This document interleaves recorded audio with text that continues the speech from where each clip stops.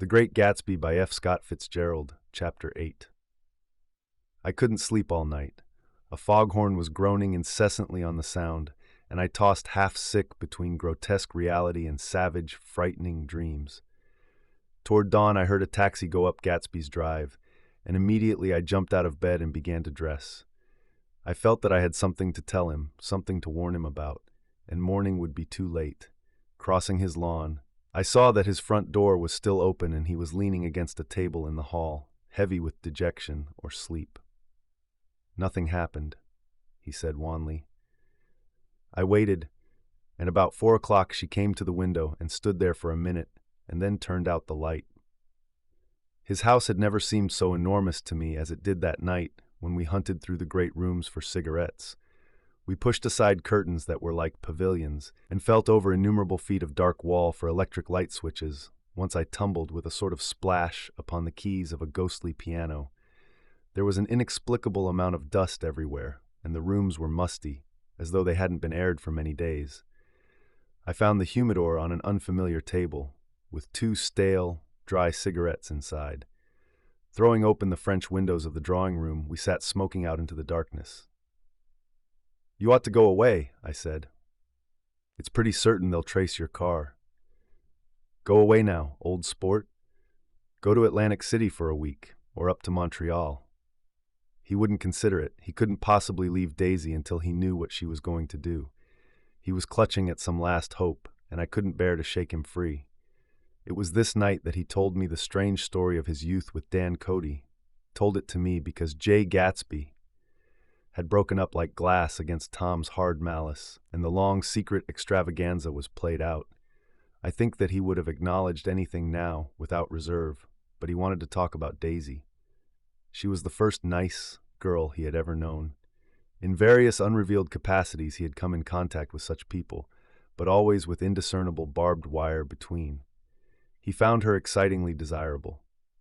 He went to her house, at first with other officers from Camp Taylor, then alone. It amazed him he had never been in such a beautiful house before. But what gave it an air of breathless intensity was that Daisy lived there. It was as casual a thing to her as his tent out at camp was to him. There was a ripe mystery about it, a hint of bedrooms upstairs more beautiful and cool than other bedrooms, of gay and radiant activities taking place through its corridors, and of romances that were not musty and laid away already in lavender, but fresh and breathing, and redolent of this year's shining motor cars, and of dances whose flowers were scarcely withered. It excited him, too, that many men had already loved Daisy. It increased her value in his eyes. He felt their presence all about the house, pervading the air with the shades and echoes of still vibrant emotions. But he knew that he was in Daisy's house by a colossal accident. However glorious might be his future as Jay Gatsby, he was at present a penniless young man without a past, and at any moment the invisible cloak of his uniform might slip from his shoulders. So he made the most of his time. He took what he could get. Ravenously and unscrupulously, eventually, 178, he took Daisy one still October night, took her because he had no real right to touch her hand. He might have despised himself, for he had certainly taken her under false pretenses. I don't mean that he had traded on his phantom millions, but he had deliberately given Daisy a sense of security. He let her believe that he was a person from much the same stratum as herself, that he was fully able to take care of her. As a matter of fact, he had no such facilities. He had no comfortable family standing behind him, and he was liable at the whim of an impersonal government to be blown anywhere about the world. But he didn't despise himself, and it didn't turn out as he had imagined. He had intended, probably, to take what he could and go, but now he found that he had committed himself to the following of a grail. He knew that Daisy was extraordinary, but he didn't realize just how extraordinary a nice girl could be. She vanished into her rich house, into her rich, full life, leaving Gatsby nothing. He felt married to her. That was all. When they met again, 2 days later, it was Gatsby who was breathless, who was, somehow, betrayed. Her porch was bright with the bought luxury of star shine. The wicker of the settee squeaked fashionably as she turned toward him, and he kissed her curious and lovely mouth. She had caught a cold, and it made her voice huskier and more charming than ever, and Gatsby was overwhelmingly aware of the youth and mystery that wealth imprisons and preserves, of the freshness of many clothes, and of Daisy, gleaming like silver, safe and proud above the hot struggles of the poor. I can't describe to you how surprised I was to find out I loved her, old sport. I even hoped for a while that she'd throw me over, but she didn't, because she was in love with me too. She thought I knew a lot because I knew different things from her. Well, there I was, way off my ambitions, getting deeper in love every minute, and all of a sudden, I didn't care. What was the use of doing great things if I could have a better time telling her what I was going to do? On the last afternoon before he went abroad, he sat with Daisy in his arms for a long, silent time. It was a cold fall day, with fire in the room and her cheeks flushed. Now and then she moved, and he changed his arm a little, and once he kissed her dark, shining hair. The afternoon had made them tranquil for a while, as if to give them a deep memory for the long parting the next day promised. They had never been closer in their month of love, nor communicated more profoundly one with another than when she brushed silent lips against his coat's shoulder, or when he touched the end of her fingers gently as though she were asleep.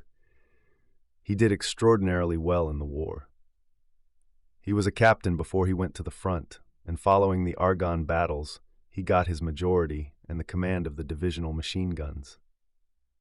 After the armistice, he tried frantically to get home, but some complication or misunderstanding sent him to Oxford instead. He was worried now. There was a quality of nervous despair in Daisy's letters. She didn't see why he couldn't come. She was feeling the pressure of the world outside, and she wanted to see him and feel his presence beside her and be reassured that she was doing the right thing after all. For Daisy was young, and her artificial world was redolent of orchids and pleasant, cheerful snobbery and orchestras which set the rhythm of the year, summing up the sadness and suggestiveness of life in new tunes. All night the saxophones wailed the hopeless comment of the Beale Street Blues, while 100 pairs of golden and silver slippers shuffled the shining dust. At the gray tea hour, there were always rooms that throbbed incessantly with this low, sweet fever, while fresh faces drifted here and there like rose petals blown by the sad horns around the floor. Through this twilight universe, Daisy began to move again with the season. Suddenly she was again keeping 6 dates a day with 6 men, and drowsing asleep at dawn with the beads and chiffon of an evening dress tangled among dying orchids on the floor beside her bed, and all the time something within her was crying for a decision. She wanted her life shaped now, immediately, and the decision must be made by some force of love, of money, of unquestionable practicality that was close at hand. That force took shape in the middle of spring with the arrival of Tom Buchanan. There was a wholesome bulkiness about his person and his position, and Daisy was flattered. Doubtless there was a certain struggle and a certain relief. The letter reached Gatsby while he was still at Oxford. It was dawn now on Long Island, and we went about opening the rest of the windows downstairs, filling the house with gray gold turning light. The shadow of a tree fell abruptly across the dew, and ghostly birds began to sing among the blue leaves. There was a slow, pleasant movement in the air, scarcely a wind, promising a cool, lovely day. I don't think she ever loved him. Gatsby turned around from a window and looked at me challengingly. "You must remember, old sport, she was very excited this afternoon." He told her those things in a way that frightened her, that made it look as if I was some kind of cheap sharper, and the result was she hardly knew what she was saying. He sat down gloomily. Of course she might have loved him just for a minute, when they were first married, and loved me more even then, do you see? Suddenly he came out with a curious remark. "In any case," he said, "it was just personal." What could you make of that, except to suspect some intensity in his conception of the affair that couldn't be measured? He came back from France when Tom and Daisy were still on their wedding trip, and made a miserable but irresistible journey to Louisville on the last of his army pay. He stayed there a week, walking the streets where their footsteps had clicked together through the November night, and revisiting the out-of-the-way places to which they had driven in her white car. Just as Daisy's house had always seemed to him more mysterious and gay than other houses, so his idea of the city itself, even though she was gone from it, was pervaded with a melancholy beauty. He left feeling that if he had searched harder, he might have found her, that he was leaving her behind. The day coach, he was penniless now, was hot. He went out to the open vestibule and sat down on a folding chair, and the station slid away and the backs of unfamiliar buildings moved by. Then out into the spring fields, where a yellow trolley raced them for a minute with people in it who might once have seen the pale magic of her face along the casual street. The track curved, and now it was going away from the sun, which, as it sank lower, seemed to spread itself in benediction over the vanishing city where she had drawn her breath. He stretched out his hand desperately, as if to snatch only a wisp of air, to save a fragment of the spot that she had made lovely for him. But it was all going by too fast now for his blurred eyes, and he knew that he had lost that part of it, the freshest and the best, forever. It was 9 o'clock when we finished breakfast and went out on the porch. The night had made a sharp difference in the weather, and there was an autumn flavor in the air. The gardener, the last one of Gatsby's former servants, came to the foot of the steps. "I'm going to drain the pool today, Mr. Gatsby. Leaves'll start falling pretty soon, and then there's always trouble with the pipes." "Don't do it today," Gatsby answered. He turned to me apologetically. "You know, old sport, I've never used that pool all summer." I looked at my watch and stood up. 12 minutes to my train. I didn't want to go to the city. I wasn't worth a decent stroke of work, but it was more than that. I didn't want to leave Gatsby. I missed that train, and then another before I could get myself away. "I'll call you up," I said finally. "Do, old sport. I'll call you about noon." We walked slowly down the steps. "I suppose Daisy'll call too." He looked at me anxiously, as if he hoped I'd corroborate this. "I suppose so." "Well, goodbye." We shook hands and I started away. Just before I reached the hedge, I remembered something and turned around. "They're a rotten crowd," I shouted across the lawn. "You're worth the whole damn bunch put together." I've always been glad I said that. It was the only compliment I ever gave him, because I disapproved of him from beginning to end. First he nodded politely, and then his face broke into that radiant and understanding smile, as if we'd been in ecstatic cahoots on that fact all the time. His gorgeous pink rag of a suit made a bright spot of color against the white steps, and I thought of the night when I first came to his ancestral home, 3 months before.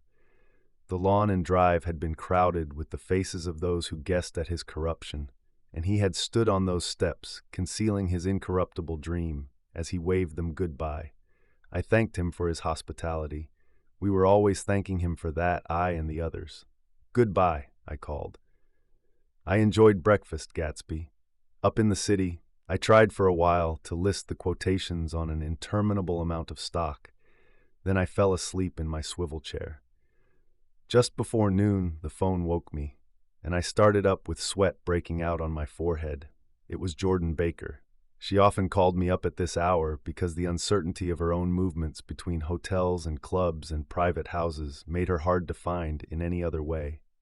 Usually her voice came over the wire as something fresh and cool, as if a divot from a green golf links had come sailing in at the office window, but this morning it seemed harsh and dry. "I've left Daisy's house," she said. "I'm at Hempstead, and I'm going down to Southampton this afternoon." Probably it had been tactful to leave Daisy's house, but the act annoyed me, and her next remark made me rigid. "You weren't so nice to me last night." How could it have mattered then? Silence for a moment, then, "However, I want to see you. I want to see you too. Suppose I don't go to Southampton and come into town this afternoon?" "No, I don't think this afternoon." "Very well. It's impossible this afternoon. Various." We talked like that for a while, and then abruptly we weren't talking any longer. I don't know which of us hung up with a sharp click, but I know I didn't care. I couldn't have talked to her across a tea table that day if I never talked to her again in this world. I called Gatsby's house a few minutes later, but the line was busy. I tried 4 times. Finally, an exasperated central told me the wire was being kept open for long distance from Detroit. Taking out my timetable, I drew a small circle around the 3:50 train. Then I leaned back in my chair and tried to think. It was just noon. When I passed the ash heaps on the train that morning, I had crossed deliberately to the other side of the car. I suppose there'd be a curious crowd around there all day, with little boys searching for dark spots in the dust, and some garrulous man telling over and over what had happened, until it became less and less real even to him and he could tell it no longer, and Myrtle Wilson's tragic achievement was forgotten. Now I want to go back a little and tell what happened at the garage after we left there the night before. They had difficulty in locating the sister, Catherine. She must have broken her rule against drinking that night. For when she arrived, she was stupid with liquor and unable to understand that the ambulance had already gone to Flushing. When they convinced her of this, she immediately fainted, as if that was the intolerable part of the affair. Someone, kind or curious, took her in his car and drove her in the wake of her sister's body. Until long after midnight, a changing crowd lapped up against the front of the garage. While George Wilson rocked himself back and forth on the couch inside, for a while the door of the office was open, and everyone who came into the garage glanced irresistibly through it. Finally, someone said it was a shame and closed the door. Michaelis and several other men were with him. First, 4 or 5 men, later 2 or 3 men. Still later, Michaelis had to ask the last stranger to wait there 15 minutes longer, while he went back to his own place and made a pot of coffee. After that, he stayed there alone with Wilson until dawn.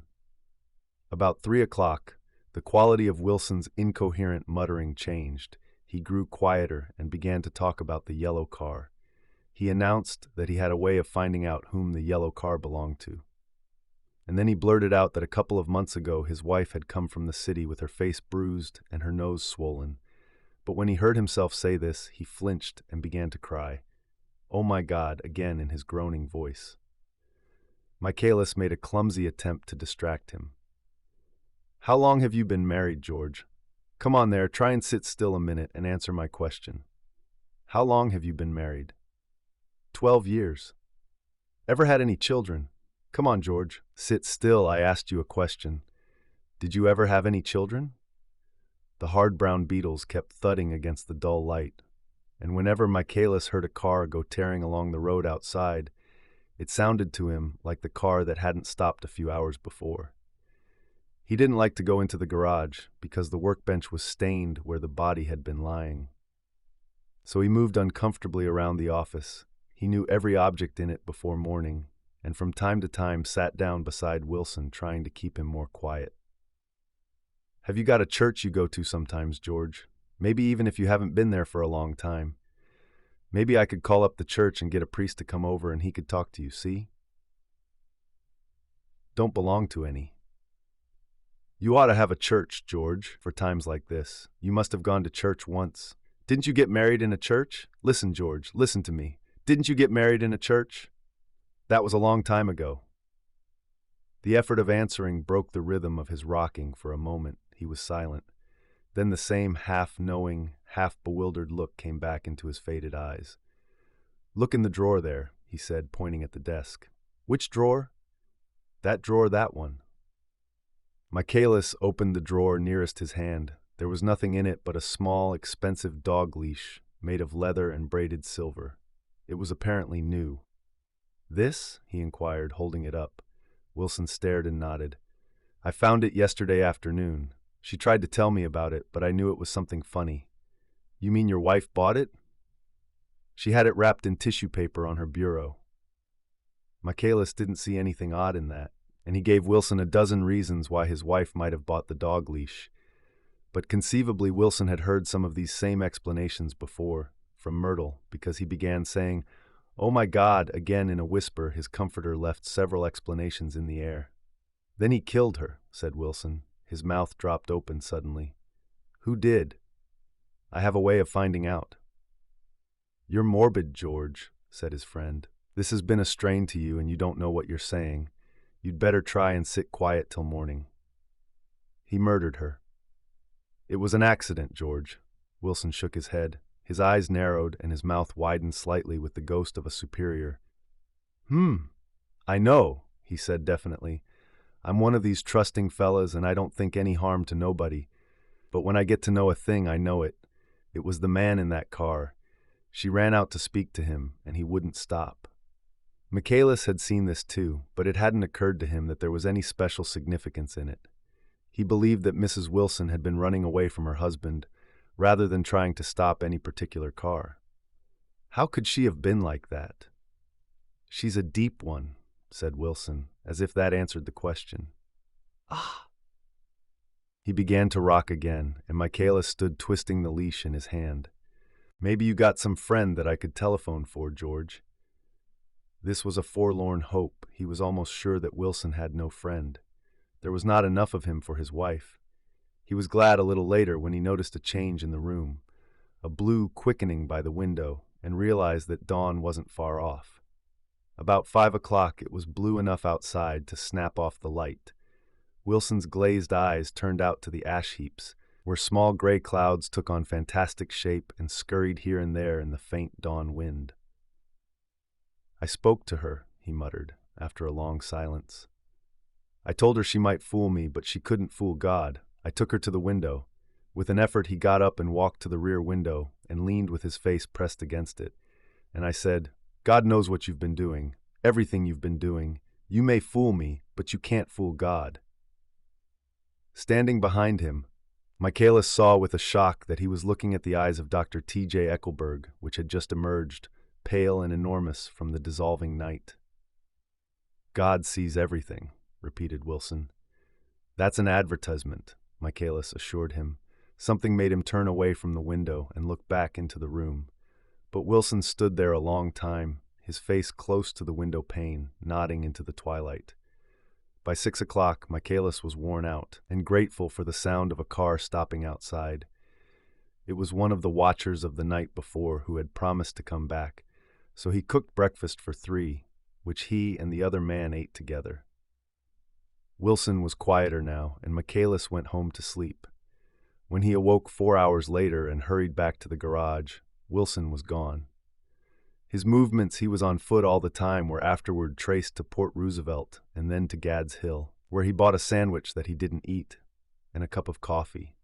He must have been tired and walking slowly, for he didn't reach Gads Hill until noon. Thus far, there was no difficulty in accounting for his time. There were boys who had seen a man acting sort of crazy, and motorists at whom he stared oddly from the side of the road. Then for 3 hours, he disappeared from view. The police, on the strength of what he said to Michaelis, that he had a way of finding out, supposed that he spent that time going from garage to garage thereabout, inquiring for a yellow car. On the other hand, no garage man who had seen him ever came forward, and perhaps he had an easier, surer way of finding out what he wanted to know. By 2:30, he was in West Egg, where he asked someone the way to Gatsby's house, so by that time he knew Gatsby's name. At 2 o'clock, Gatsby put on his bathing suit and left word with the butler that if anyone phoned, word was to be brought to him at the pool. He stopped at the garage for a pneumatic mattress that had amused his guests during the summer, and the chauffeur helped him pump it up. Then he gave instructions that the open car wasn't to be taken out under any circumstances, and this was strange, because the front right fender needed repair. Gatsby shouldered the mattress and started for the pool. Once he stopped and shifted it a little, and the chauffeur asked him if he needed help, but he shook his head and in a moment disappeared among the yellowing trees. No telephone message arrived, but the butler went without his sleep and waited for it until 4 o'clock, until long after there was anyone to give it to if it came. I have an idea that Gatsby himself didn't believe it would come, and perhaps he no longer cared. If that was true, he must have felt that he had lost the old warm world, paid a high price for living too long with a single dream. He must have looked up at an unfamiliar sky through frightening leaves and shivered as he found what a grotesque thing a rose is and how raw the sunlight was upon the scarcely created grass. A new world, material without being real, where poor ghosts breathing dreams like air drifted fortuitously about, like that ashen, fantastic figure gliding toward him through the amorphous trees. The chauffeur, he was one of Wolfsheim's protégés, heard the shots afterward. he could only say that he hadn't thought anything much about them. I drove from the station directly to Gatsby's house, and my rushing anxiously up the front steps was the first thing that alarmed anyone. But they knew then, I firmly believe. With scarcely a word said, 4 of us, the chauffeur, butler, gardener, and I, hurried down to the pool. There was a faint, barely perceptible movement of the water as the fresh flow from one end urged its way toward the drain at the other. With little ripples that were hardly the shadows of waves, the laden mattress moved irregularly down the pool. A small gust of wind that scarcely corrugated the surface was enough to disturb its accidental course with its accidental burden. The touch of a cluster of leaves revolved it slowly, tracing, like the leg of compass, a thin red circle in the water. It was after we started with Gatsby toward the house that the gardener saw Wilson's body a little way off in the grass, and the Holocaust was complete.